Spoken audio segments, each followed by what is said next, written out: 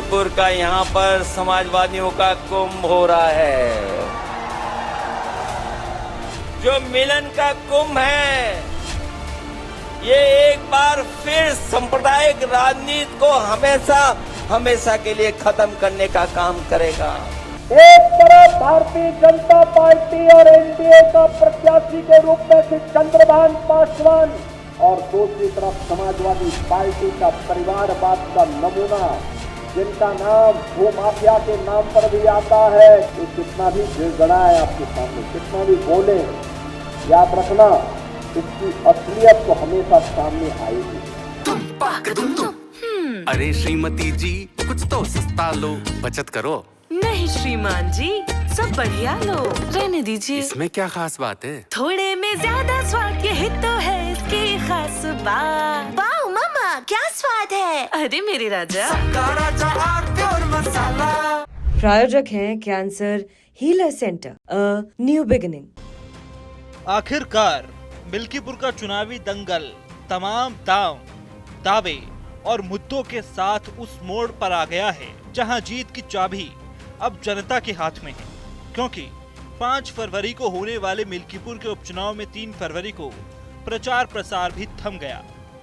हालांकि प्रचार भले ही थम गया हो, सियासी संग्राम अभी थमने का नाम नहीं ले रहा है। प्रचार के आखिरी दिन रण में उतरे सपा मुखिया अखिलेश यादव ने इस रण को और रोचक बना दिया।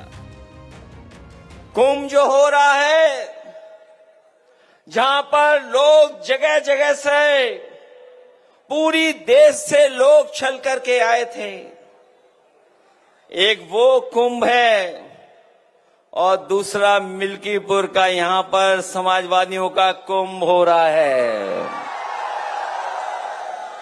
और ये जो हमारे मिलने का, एक दूसरे के साथ खड़े होने का जो मिलन का कुंभ है, ये एक बार फिर सांप्रदायिक राजनीति को हमेशा के लिए खत्म करने का काम करेगा।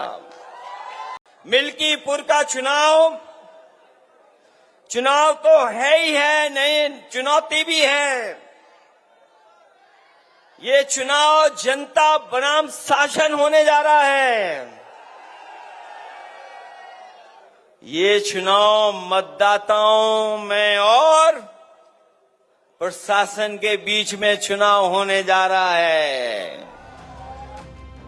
प्रचार के आखिरी दिन मिल्कीपुर में अखिलेश यादव के निशाने पर जहां सीएम योगी और सरकार रहे, वहीं प्रचार के आखिरी दिन से पहले सीएम योगी ने भी मिल्कीपुर में माहौल गरमा दिया। महाकुंभ से लेकर राम मंदिर तक, मोहित खान से लेकर माफिया तक लगातार सपा पर घेरते रहे सीएम योगी ने कहा कि समाजवादी पार्टी को गाजी और पाजी प्यारे हैं।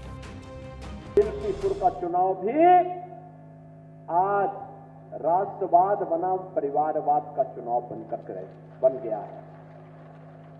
एक तरफ भारतीय जनता पार्टी और एनडीए का प्रत्याशी के रूप में श्री चंद्रभान पासवान राष्ट्रवादी कार्यकर्ताओं के साथ उनके नेतृत्व में प्रत्याशी बनकर के आपके बीच में है, और दूसरी तरफ समाजवादी पार्टी का परिवारवाद का नमूना, जिनका नाम भूमाफिया के नाम पर भी आता है, जिसका नाम हर प्रकार की अनैतिक और अराजक गतिविधियों में आता है, यह भी इस चुनावी मैदान में आपके सामने है।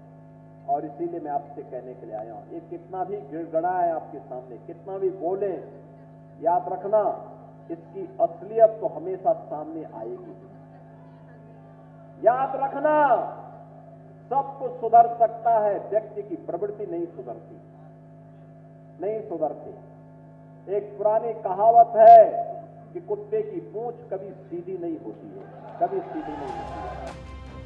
पहले दिन से ही दिलचस्प रहे मिल्कीपुर के दंगल में जाति के जज्बात भी जोरों पर रहे हैं। सपा के साथ साथ सभी दलों ने पासी प्रत्याशी पर ही दाम लगाया है, तो वहीं अब दलित बेटी के साथ हुई विभत्स घटना के बाद भी सियासी बवाल मचा है। सपा सांसद अवधेश प्रसाद तो मीडिया के माइकों पर रोते हुए नजर आ रहे हैं, और तो और मिल्कीपुर में भी पोस्टर लग गए कि आंसुओं का होगा हिसाब, मिल्कीपुर की जनता देगी जवाब। हम जोड़ा करेंगे हमने संकल्प कर लिया है कि अगर भारतीय जनता पार्टी 50 एमएलए 403 में जीत जाएगी तो गलायकी से संघर्ष ले लूं।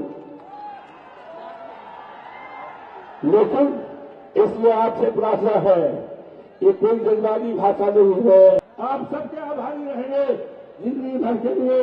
और हमने अपने ये माननीय अध्यक्ष जी ने अजीत को टिकट दिया है, ये मेरा बेटा है, लेकिन मैंने सौंप दिया है आपकी सेवा के लिए, आपके साथ रहेगा, काम करेगा। बहरहाल मिल्कीपुर की महाभारत में सपा ने अवधेश प्रसाद के बेटे अजीत प्रसाद को अपना उम्मीदवार बनाया है, तो बीजेपी ने भी चंद्रभानु पासवान को मैदान में उतारा है। वहीं सपा के बादी सूरज चौधरी को चंद्रशेखर आजाद ने टिकट देकर लड़ाई को दिलचस्प बना दिया है। लेकिन पासी बनाम पासी प्रत्याशियों की लड़ाई में यहां अगड़ों का भी अहम रोल है। कुल मिलाकर सपा के लिए जहां लोकसभा चुनाव के बाद मिल्कीपुर सीट जीतना अग्नि परीक्षा है, तो वहीं बीजेपी के लिए लोकसभा चुनाव की हार का बदला लेने का मौका।